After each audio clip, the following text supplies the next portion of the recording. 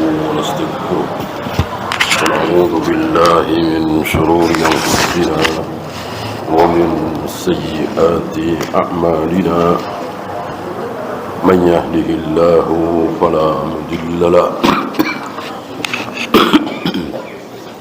ومن يضلل فلا هادي له أشهد أن لا إله إلا الله وحده لا شريك له وأشهد أن محمدا عبده ورسوله وبعد. Terakhir tentang ada kalimat mutrof. Kalimat ini ada di Al-Quran. Ketika Allah menerangkan keadaan satu negeri, ciri-ciri satu negeri yang akan dihancurkan, seperti negeri Madian, kaum Ad, kaum Samud, di negeri Aikah,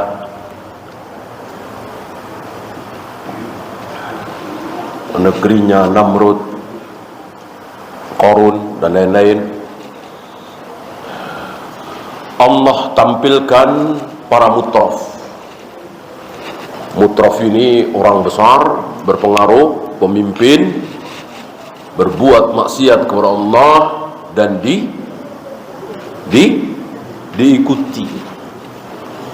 diikuti baik dalam hal syubhat atau syahwat. Baik dalam hal syubhat atau syahwat. Dua-duanya kan fitnah, dua-duanya disukai oleh iblis, walaupun tidak berada dalam satu level. Syubhat lebih disukai oleh iblis daripada syahwat.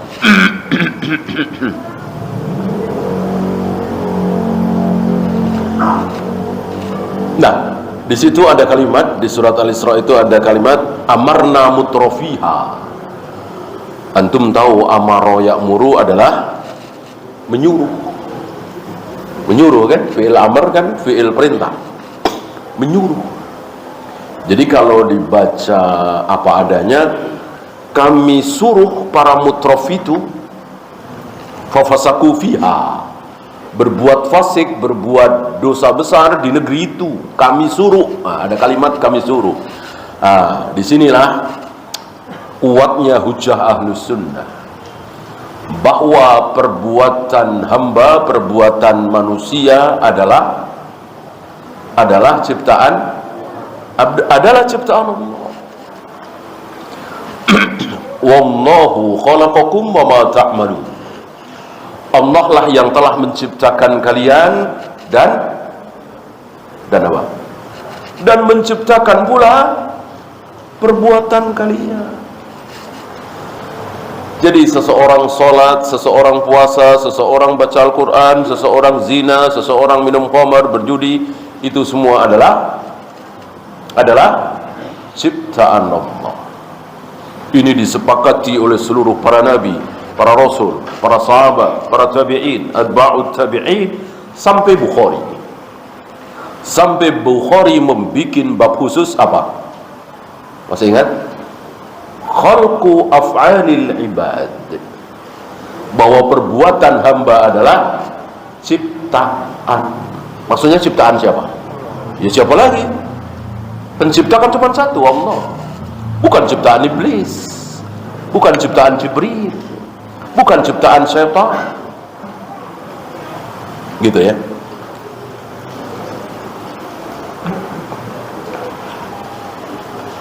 Nah, ketika muncul orang-orang Qadariyah, Mu'tazilah, baru muncul pendapat baru. Muncullah pendapat aneh, pendapat yang belum ada sebelumnya, yang belum dikenal oleh para nabi, para rasul, para sahabat, para tabi'in, atba'ut tabi'in, yaitu perbuatan manusia, ciptaan manusia sendiri. Ya. Jelas ini sesat dan menyesatkan, ya. Dan kufur tentunya, karena berarti ada ciptaan lain selain Allah. Karena segala sesuatu yang menciptakan adalah Allah. Allah itu pencipta tunggal, yang baik, yang buruk, yang surga, yang neraka, yang Jibril, ya setan, ya iblis, semuanya Allah yang menciptakan. Inilah sedikit tentang mutraf, ya. Kita lanjut. Wala yultafatu ila qawli al-Harith al-Mahasibi. Ada satu tokoh ahli agama di mata orang-orang awam, tapi bukan ahli ilmu, tapi bukan ahlu sunnah. Namanya adalah Harith al-Mahasibi. Ini sezaman dengan Imam Ahmad. Dan kita tahu semenjak 3 manusia ini wafat, ketika muncul tokoh ahlu sunnah, di situ muncul tokoh ahlu bid'ah. Ya, antum tahu siapa yang berhadapan dengan Imam Bukhari, siapa yang berhadapan dengan Imam Malik, siapa yang berhadapan dengan Imam Syafi'i, dan seterusnya. Adapun Rasulullah, Abu Bakar, Umar, tidak ada. Tidak ada yang berhadapan dengan Abu Bakar, Umar kalau dia muslim. Artinya di zaman Abu Bakar dan Umar, sepeninggal Nabi tentunya, siapapun yang muslim pasti sefaham dengan Abu Bakar dan Umar. Satu manhaj, satu akidah, sama-sama salaf, sama-sama ahlu sunnah dengan Abu Bakar dan Umar. Mulai tidak sefaham itu setelah Umar terbunuh. Nah, di sini di zaman Imam Ahmad muncul seorang tokoh, ucapannya bagus, ucapannya bisa menyihir. Antum masih ingat sabda Nabi alaihi salatu wassalam, inna min ba'dil bayan nasihara. Sebagian ceramah itu, pidato itu adalah sihir, bisa menyihir. Ada kalanya menyihir sesuatu yang baik, ada kalanya buruk, tersihir. Tadinya mau nyumbang 500.000, udah disiapin. Begitu dengar dia ceramah tentang surga, tentang neraka, tentang pahala, tentang dosa, akhirnya jadi 2 juta. Akhirnya seluruh isi dompetnya dihabiskan, disisakan buat ongkos saja misalnya. Nah, ini sihir yang baik, menyihir yang baik. Seperti para sahabat kan tersihir di hadapan Nabi sallallahu alaihi wasallam. Tapi apakah semua ceramah agama menyihirnya ke arah yang baik? Tidak. Kan ada subhat. Gitu. Kalau tidak salah, saya pernah sampaikan di majelis ini, pernah terjadi di Kediri, ya. Jadi menyihir si fulan ini membicarakan tentang bai'ah, bahwa Islam itu tidak sah kalau tidak punya pemimpin, punya pemimpin tidak sah kalau tidak baiat, tidak punya baiat tidak sah kalau tidak taat. Wow, dijelaskan dengan bagus sekali oleh dia, dan tersihirlah orang-orang yang ada di situ, yang sampai kepada kesimpulan kalau tidak baiat kepada seorang pemimpin maka kafir. Menangislah yang hadir di situ. Maka mereka memohon kepada si fulan ini untuk mengulurkan tangannya untuk dibaiat, sebagaimana Nabi alaihi salatu wassalam mengulurkan tangannya, kemudian para sahabat membaiat. Tapi ingat, ini hanya Nabi sallallahu alaihi wasallam. Artinya setelah Nabi wafat tidak ada seperti itu. Di zaman Nabi ada, ya, membaiat wanita-wanita supaya tidak berzina, supaya tidak mengubur bayi hidup-hidup dan seterusnya. Baiat-baiat amaliyah seperti ini tidak ada lagi setelah Nabi wafat. Yang ada baiat kepada pemimpin, dan pemimpin tentu pemimpin yang sah, seperti presiden kita, raja kita, amirul mukminin kita, khalifah kita, bukan pemimpin apa istilahnya spiritual. Kan ada sekarang istilah pemimpin spiritual.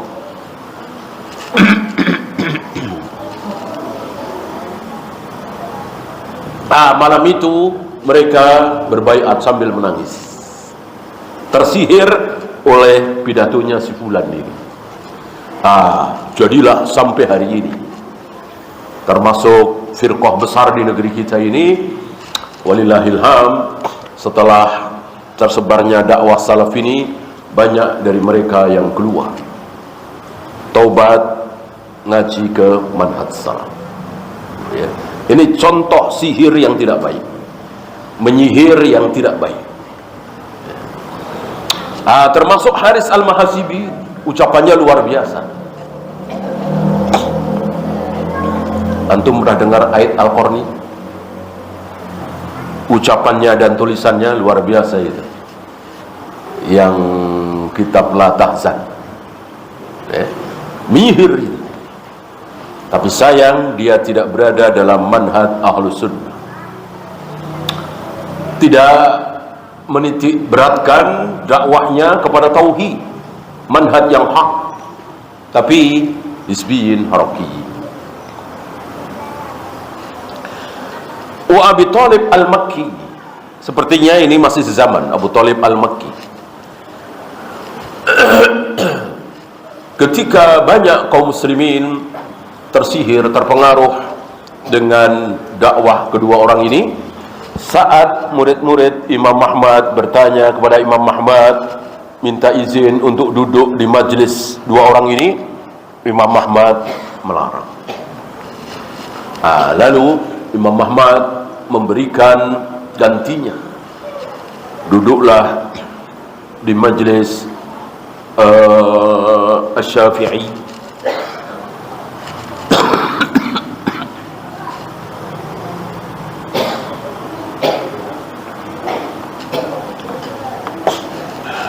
Duduklah di majelis imam-imam Ahlus Sunnah, walaupun tidak menyihir, ucapannya datar, nggak menarik.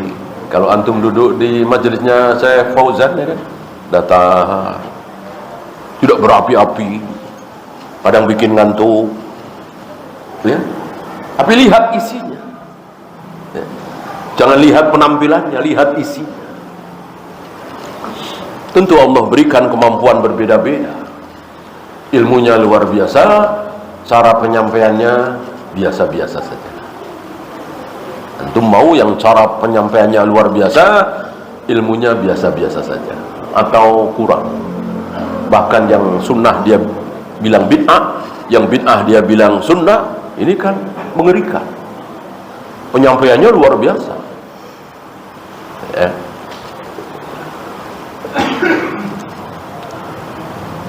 Fima dzakara min taqlilil mat'am, beliau berdua memerintahkan untuk sedikit makan. Sedikit makan ini bisa baik, bisa buruk, tergantung keadaan dia, ya. Badannya bagaimana gitu. Maka boleh juga dengan anjuran dokter misalnya, kan bisa saja ketika datang pada dokter, si dokter mengatakan kamu kurang makan, bapak harus lebih banyak makan, bisa saja kan, dokter kan lebih tahu dari kita. Sebaliknya si fulan datang, bapak kurangi makan, terutama yang ini, kan dengan ilmu itu. Nah, mereka berdua ini tanpa ilmu, pokoknya kalau banyak makan pasti buruk. Kalau makannya sedikit pasti baik. Tidak bisa mutlak seperti itu.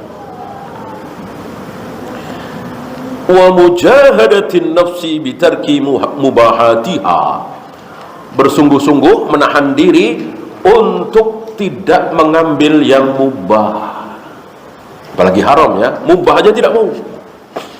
Dan sepertinya mengharamkan. Ya, kalau tidak mengharamkan mungkin ya, tidak tercela. Ini mengharamkan.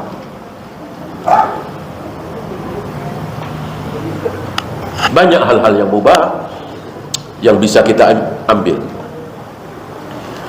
Fa inna ittiba'a syari' wa sahabatihi aula. Karena mengikuti syari', siapa syari'? Sang pembikin syariat, Allah, kemudian Rasulnya tentu. Wa sahabatihi, dan sahabat-sahabat Nabi adalah aula, jauh lebih mulia, jauh lebih baik. Dan beginilah Ahlus Sunnah tidak lupa beliau dan sahabat. Beliau dan sahabat. Sebab kalau hanya beliau, Nabi, titik, kita akan mendapatkan hal-hal yang tidak bisa kita lakukan. Karena memang Nabi tidak pernah melakukan seperti sholat tarawih berjamaah, sholat tarawih setiap malam di bulan Ramadan, membukukan Al-Quran dalam satu mushaf misalnya. Maka Rasul dan para sahabat, Rasul dan para sahabat.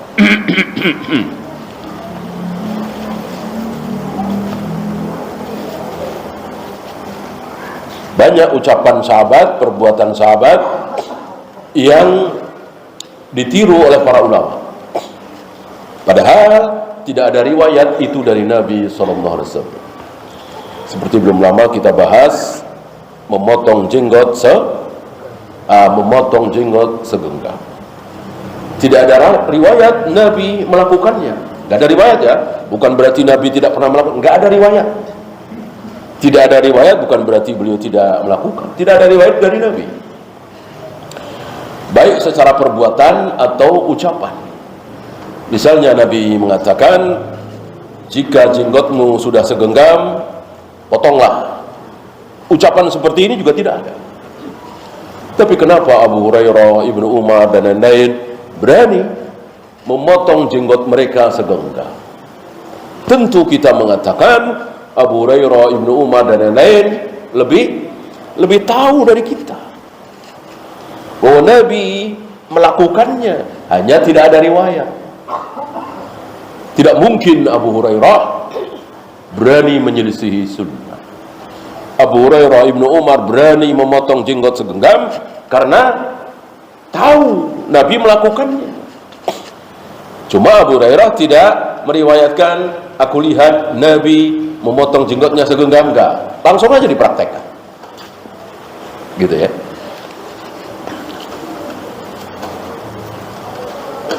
Karena ya udah pada tahu semua, para sahabat sudah pada tahu semua, maka langsung dipraktekkan oleh para sahabat, gitu ya.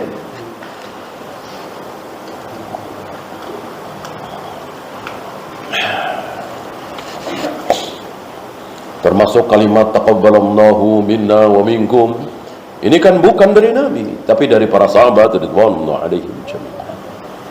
Dan satu lagi, tidak ada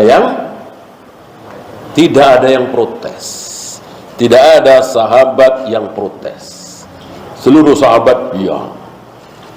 Maka sudah bisa disimpulkan ijma sahabat ketika tidak ada yang protes. Kalau ada yang protes, baru dibahas.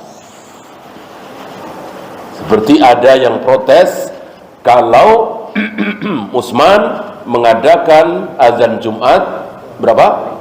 2 kali. Kan ada yang protes. Ibnu Umar yang paling vokal kan. Maka dibahas. Tidak bisa langsung disimpulkan bahwa azan Jumat 2 kali adalah sunnahnya para sahabat, Nabi bersabda, "Alaikum bisunnati wa sunnatil khulafa'ir rasyidin mahdiyyin." Ikutilah sunnah-sunnahku dan sunnah para sahabatku.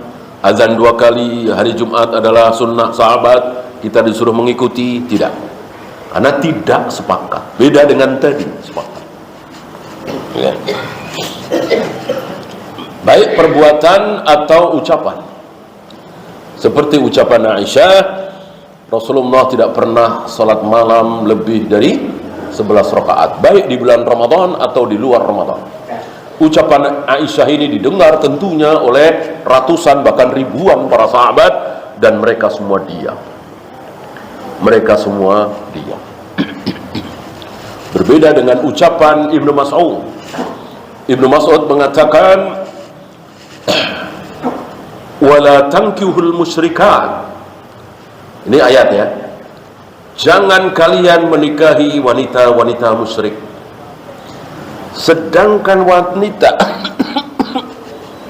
yang mengatakan Tuhan ada 3, Tuhan punya anak, yaitu Nabi Isa, Yesus, jelas ini musyrik, wanita musyrik. Berarti kita tidak boleh menikahi wanita seperti ini. Berarti menikahi wanita Nasara ahlul kitab haram. Apakah pendapat dan kesimpulan Ibnu Mas'ud ini semua para sahabat diam? Setuju? Tidak. Tidak. Banyak yang protes, salah satunya Ibnu Abbas.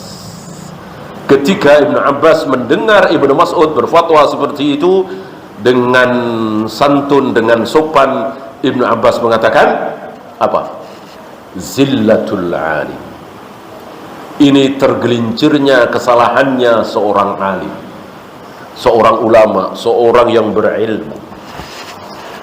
Sopan Ibnu Abbas, tapi tetap menyalahkan. Ya, karena menikahi ahlul kitab boleh. Ta'amuhum hillul lakum wa nisa'uhum hillul lakum. Sembelihan mereka ahlul kitab halal kalian makan, wanita-wanita ahlul kitab halal kalian nikahi.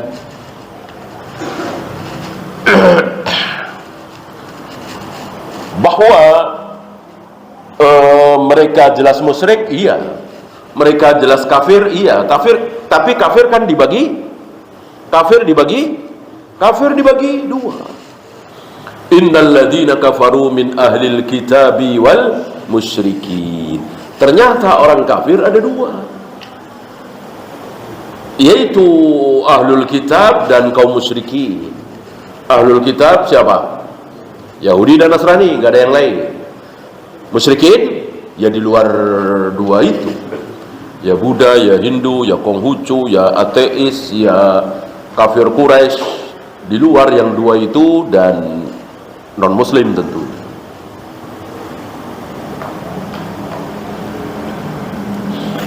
Nah begitu ya. Jadi kalau seluruh sahabat sepakat, tidak ada yang protes, berarti ijma. Kalau ada yang protes, berarti belum bisa disimpulkan itu benar. Seperti ucapan atau fatwa Ibnu Mas'ud tadi. Jadi yang benar, menikahi wanita ahlul kitab boleh, tapi tidak apa? Tidak sebaliknya. Artinya laki-laki ahlul kitab menikahi wanita-wanita muslimah boleh apa tidak? Tentu tidak boleh. Tentu tidak boleh. Yang boleh hanya laki-laki muslim menikahi wanita ahlul kitab. Dan insyaallah biasanya umumnya wanita ahli kitab yang dinikahi seorang muslim ini akhirnya masuk Islam. Laki-laki kan pemimpin. Laki-laki itu hujahnya lebih kuat. Laki-laki itu lebih sabar. Ya, biasanya seperti itu. Nah, di sini sebagian ahlul kitab menuduh kaum muslimin ajaran Islam tidak adil. Tidak adil. Kenapa wanita-wanita kami kalian boleh nikahi, kenapa kami para laki-laki kami ahlul kitab tidak boleh menikahi wanita kalian muslimah? Dijawab oleh Syekh Utsaimin, apa? Karena kalian juga tidak adil. Ya. Kalau kalian adil, kami pun akan adil. Kami akan persilahkan kalian menikahi muslimah kami. Kalau kalian konsekuen adil. Apa? Kami sanjung-sanjung Nabi Isa. Mereka bilang Yesus. Kami memuliakan Nabi Isa. Kami doakan Nabi Isa. Kami yakin dan beriman kepada Nabi Isa bahwa dia adalah utusan Allah. Ini pujian yang luar biasa. Utusan Allah. Jelas Nabi Musa lebih mulia dari Imam Syafi'i, Imam Bukhari, Imam Muslim. Bahkan lebih mulia dari manusia termulia di umat kami, yaitu Abu Bakar dan Umar. Kami muliakan Nabi Isa. Ya. Tapi kenapa kalian tidak muliakan Nabi kami? Tidak beriman dengan Nabi kami? Tidak percaya dengan Nabi kami? Kalau kalian menerima, percaya, beriman dengan Nabi kami Muhammad sallallahu alaihi wasallam, silahkan kalian nikahi wanita-wanita kami muslimah. Kalau mereka beriman dengan Nabi Muhammad sallallahu alaihi wasallam, otomatis ya muslim lah. Percaya berarti percaya dengan Al-Quran dan Sunnah yang dibawa oleh Nabi alaihi salatu wassalam. Jadi tidak membedakan. Nabi Isa adalah Rasul utusan Allah, Nabi Muhammad juga Rasul utusan Allah. Jangan dibeda-bedakan. Gitu ya. Wa kana Ibnu Aqil yaqul. Sekarang beliau membawakan ucapan Ibnu Aqil.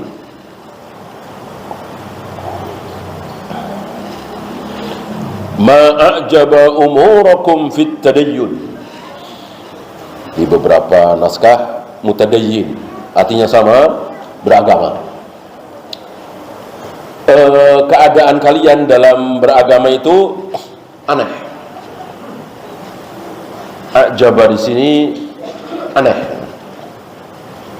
Bukan menakjubkan sesuatu yang baik, bukan, tapi aneh.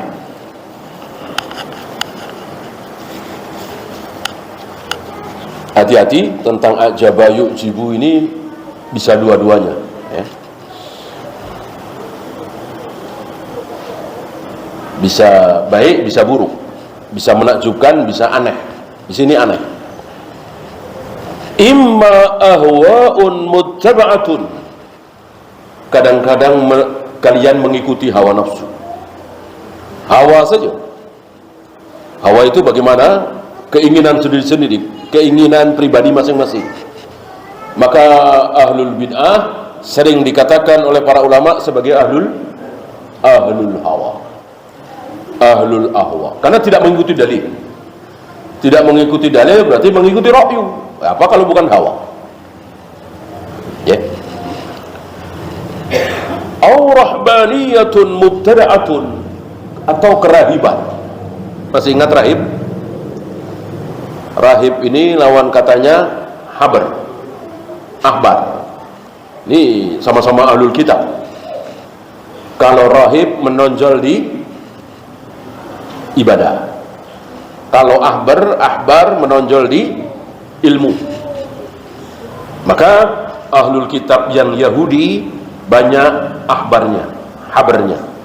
Habrun kan tinta. Orang yang berilmu kan akrab dengan tinta, menulis. Adapun yang Nasara menonjol di rahib, kerahiban, rahbaniyah, ibadah sampai kepada puncak ibadah, yaitu tidak menikah. Ini ibadah yang tinggi, kerahiban. Nah, itu terjadi selama ratusan tahun, mungkin ribuan. Seperti itu terus. Sebelum diutusnya Nabi Muhammad SAW, keadaan seperti itu. Ya. Maka kalau antum tahu, sebelum Al-Quran datang, sebelum Al-Quran turun, sebelum Nabi Muhammad diutus, di muka bumi ini banyak syubhat luar biasa. Apa yang pernah antum dengar sebelum Al-Quran turun? Ya. Nabi Sulaiman bermain sihir. Itu sebelum Rasulullah diutus, sebelum Al-Quran turun. Subhatnya luar biasa. Ya. Nabi Daud berzina dengan seorang wanita.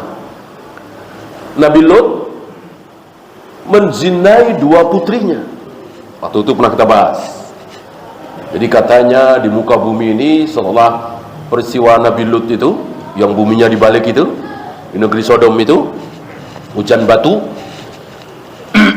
mati semua. Kecuali tinggal Nabi Lut dan 2 putrinya. Kata 2 putrinya, kalau kita begini terus, habis manusia. Karena kan nggak mungkin ayah kita menikahi kita, ya kan? Maka ayahnya diberi khamar supaya mabuk. Dalam keadaan mabuk itu menzinai kedua putrinya, jadilah manusia berlangsung lagi. Jadi kita semua anak haram semua ini. Ya kan jadi 3 orang kalau cerita itu. Begitu keadaannya. Dan lain-lain banyak sekali. Ya itu nggak ada apa-apanya dibanding Nabi Isa itu anak Allah, Tuhan itu 3, kan begitu. Entah berapa ratus, berapa ribu tahun itu. Alhamdulillah masih ada Nabi satu lagi.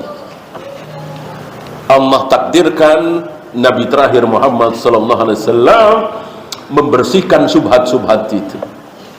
Maka diutuslah beliau, diturunkannya Al-Quran, akhirnya bersih nama Nabi Sulaiman, bersih nama Nabi Daud, Nabi Lut, Nabi Musa, dan seterusnya. Ya. Setelah ribuan tahun mereka tercoreng.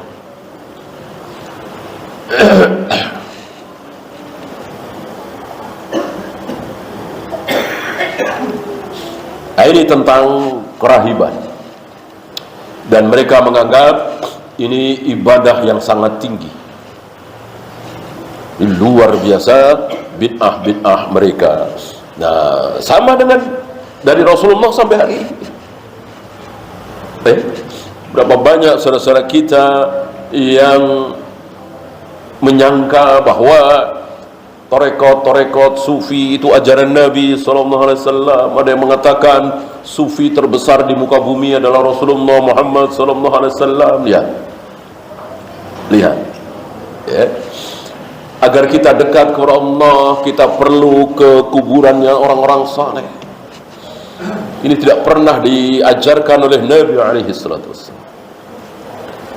Maka karena sudah tidak ada Nabi, maka Allah bangkitkan para ulama untuk mengajak manusia kembali kepada ajaran Nabi yang benar, terutama setiap penghujung 100 tahun Hijriah. Ya, ini janji Allah. Cuman yaitu tadi, sebagaimana para nabi, para rasul banyak yang menolak, mencaci, memaki, menghujat.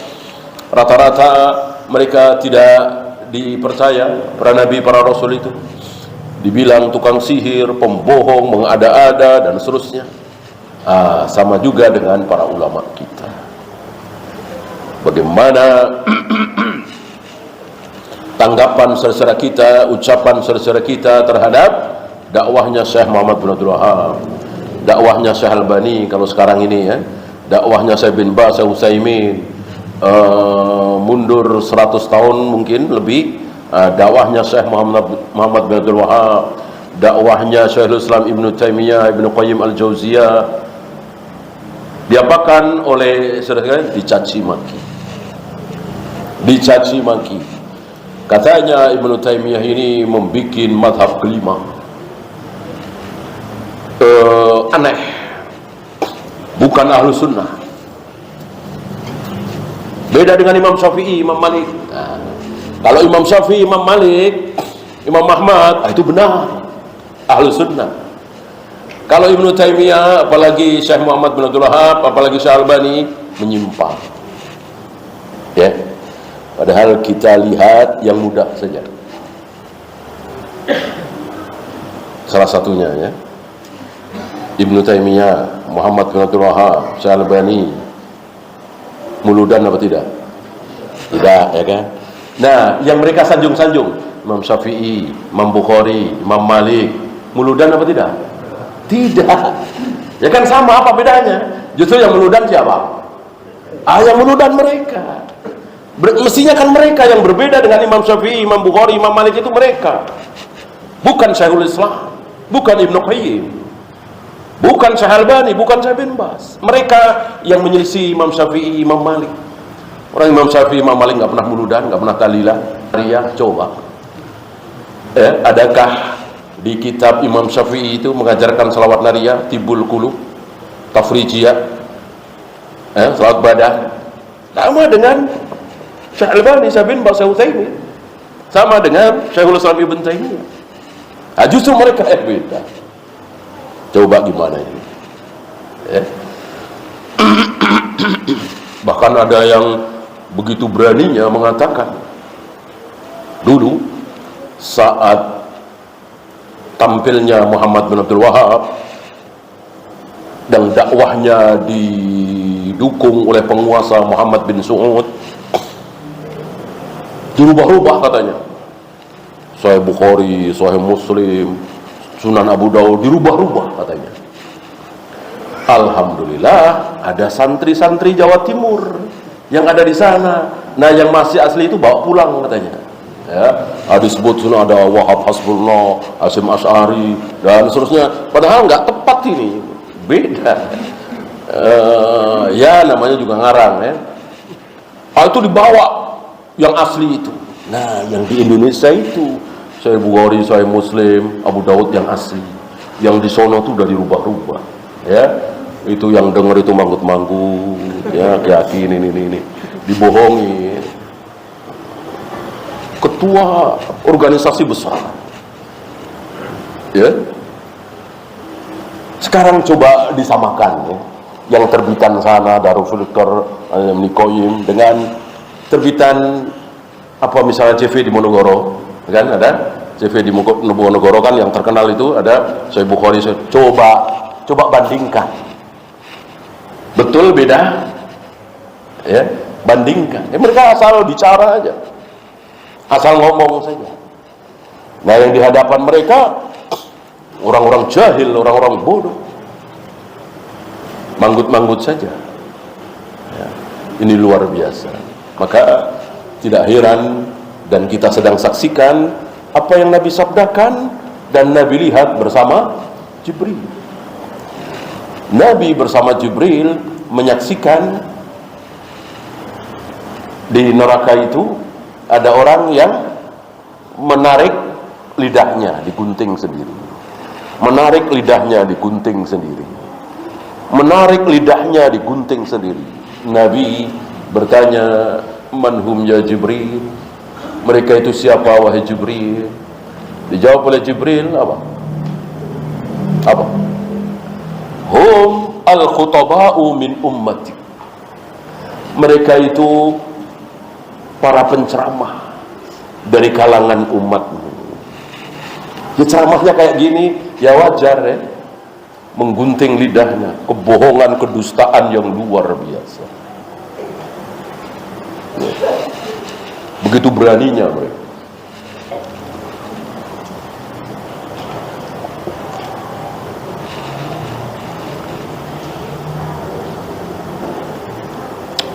Baina tajriri adyafil marah fi saba wal li'ab wa baina ihmalil huquq wa tirahil iyal wal luhuki bi zawayal masajid. Mereka ini menyia-nyiakan hak. Kan mereka punya hak, punya kewajiban maksudnya. Hak dalam bahasa Arab kan kewajiban dalam bahasa Arabnya hak, hak bahasa Arabnya juga hak.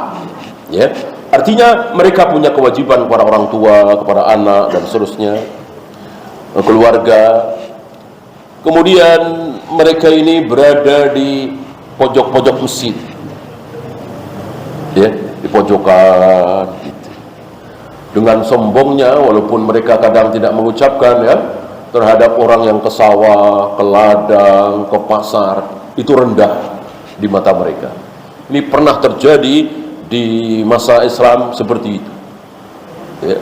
Mereka menyaksikan orang yang mencari nafkah itu tercela. Yang hebat itu seperti ini, menghabiskan waktu di masjid, di pojok besi, tidak berkeluarga dan seterusnya. Ini yang membuat hancurnya Islam, kalahnya Islam dan kaum muslim. Fahalla abadu ala aqlin wa syar'in. Alangkah baiknya kalau mereka itu beribadah berdasarkan syariat dan akal. Jadi akal tidak boleh ditinggalkan. Untuk apa? Untuk memahami syariat. Karena akal kita harus dipakai. Yang tidak boleh dipakai adalah untuk menolak dalil. Adapun memahami dalil harus. Berapa banyak dalil yang menyuruh kita cari nafkah, yang memuji orang yang capek berkeringat dalam rangka mencari nafkah agar anak istrinya tidak kelaparan. Ini keutamaan luar biasa. Apa? Dalil. Secara akal luar biasa. Secara akal mana coba orang yang tidak menaruh hormat kepada orang yang mencari nafkah buat anak istrinya, ya? Dan rata-rata manusia tidak hormat kepada orang yang pengangguran, malas, nggak mau kerja, menjadi beban saudaranya, bahkan orang lain. Orang tidak menaruh, ini secara akal. Ini tidak dipakai. Dalil tidak dipakai, akal tidak dipakai. Berada di pojok masjid, baca Al-Quran, sholat sunnah, dan seterusnya, mengharap pemberian dari manusia. Gitu. Wa min talbisihi alaihim annahu yuhimuhum anna az-zuhda huwa al-qana'atu bid-duni minal mat'am wal malbas fahasib. Di antara tipuan iblis juga terhadap mereka adalah bahwa zuhud itu sekedar qanaah,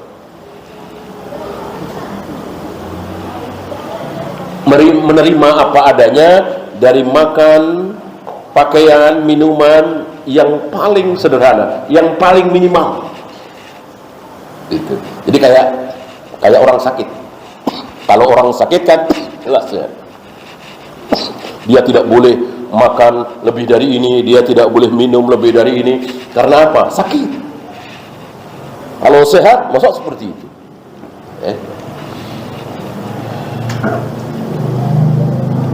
Wahum yaqna'una bidzalik. Mereka seolah puas dengan yang sedikit itu, minimal itu. Apa? Zahirnya dia, ya kan, tidak mau nyari, tidak mau kerja, ya kan, keadaannya seperti itu. Sila kita pakaiannya compang-camping, tapi wa qulubuhum ragibatun fir riyasah. Tapi dalam hati mereka ada apa? Ada keinginan riyasah, tampil, menjadi besar di mata manusia, ingin dipuji, gitu. Karena rata-rata kaum muslimin, terutama yang bodoh, akan melihat mereka ini, orang hebat, orang suci, orang yang tidak tergiur dengan dunia. Mereka ingin pujian ini. Luar biasa iblis menipu mereka. Sudah compang-camping, makan hanya sedikit, apa adanya, tetapi dia tertipu oleh iblis. Wa talabil jah, dia mencari al-jah, kebesaran, keagungan, ketenaran, tenar dalam masalah ini. Ini pernah terjadi. Walaupun hari ini mungkin sedikit, tapi insya Allah masih ada. Di 200 tahun yang lalu, 300 tahun yang lalu, ini banyak seperti itu. Torekot-torekot sufi, ya. Fatarahum yatarassaduna li ziyaratil umara iyahum Mereka berharap, ingin sekali diziarahi, dikunjungi oleh pemimpin, oleh penguasa. Ya, penguasa seperti hari ini kan, terhadap orang soleh, orang baik, senang dikunjungi. Mereka berharap ini dikunjungi. Ya, nanti akan kita bandingkan dengan beberapa ulama yang betul-betul ulama. Ya, ini bukan ulama, ini tidak berilmu sama sekali, bahkan tidak ikhlas. Kalau ikhlas karena Allah, ngapain dia berharap dikunjungi oleh para pemimpin, oleh para pejabat? Dia tidak ikhlas dan tidak berilmu. Dia ingin mendapatkan kebesaran, ketenaran, kemasyhuran di depan manusia, terutama para pemimpin. Wa yukrimuna al-aghniya'a dunal fuqara. Salah satu ciri mereka juga memuliakan orang-orang kaya, tidak memuliakan para fakir. Maka kalau yang datang orang-orang kaya, mereka menyambutnya luar biasa. Ketika yang datang orang fakir, tidak digubris, tidak disambut. Ya, inilah keadaan mereka, tertipu oleh iblis. Wa yatakhasha'una 'inda liqa'in nas. Mereka menghusyuk-husyukkan diri ketika bertemu dengan manusia, nunduk, ya, kadang megang tasbih, ngitungin tasbih sambil ngobrol, itu pegang tasbih gitu. Pakaiannya ya pakaian ahli ibadah gitu. Penampilan khusyuk, penampilan ahli ibadah. Sementara kita lihat Rasul dan para sahabat pakaiannya yang nggak jauh beda dengan pakaiannya Abu Jahal, Abu Lahab. Memang pakaian Arab seperti itu. Ya.